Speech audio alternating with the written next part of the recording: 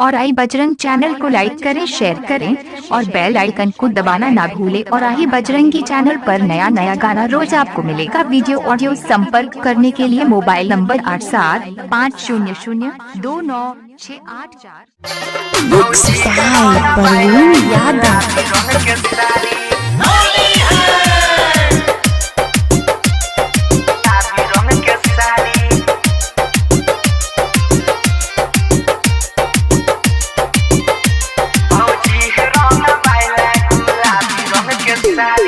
फगुआ के तोरा पर चढ़ल छाखुमारी। ए देवर जी सुन रहे हैं? हम सुन रहे हैं। फगुआ के तोरा पर चढ़ल छाखुमारी। देवर हो सुनो ना, देवर हो अपन हटाल पिचकारी।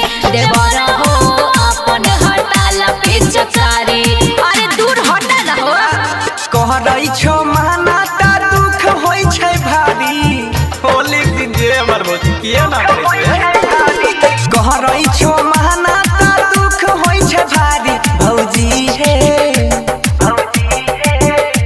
भौजी हे रंगा बाइला गुलाबिया रंग सारी। भौजी हे रंगा बाइला गुलाबी रंग के साड़ी।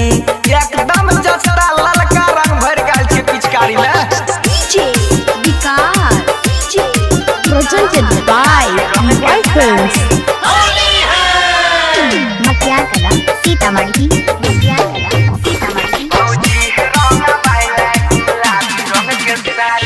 लग भन रंग नहीं त गाड़ी देव गिन के। तंग नहीं कर हमर छोट की बहिन के। तू नहीं लगबे छो अब बहिनो के नहीं लगबे होए। लहला कायो पीर रंग लाइन छियै किन के। गाल में रगड़बा तोहर चढ़गे बहन के। कहवा से पी के आइल हो दारू हर तारी। देवर हो सुनै छो? सुनै छियै। देवर हो अपन हटाल पिचकारी। तोर भोजे वाला छोरी तोरा देव पिचकारी। हम लगेबै तू नहीं लगेबो तोरा बहिन हम लगेबै। Mixed by Parveen Yadav. Presented by Rifles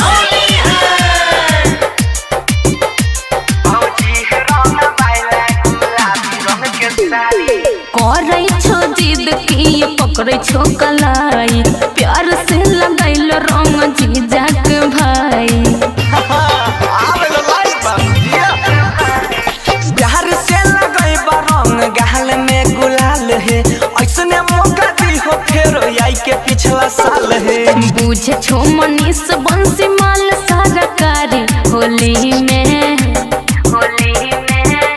लगावे रंग तू करे छे मारा मारी। लगाइले रंग बुझ के हमरा माल सरकारी। बुझले?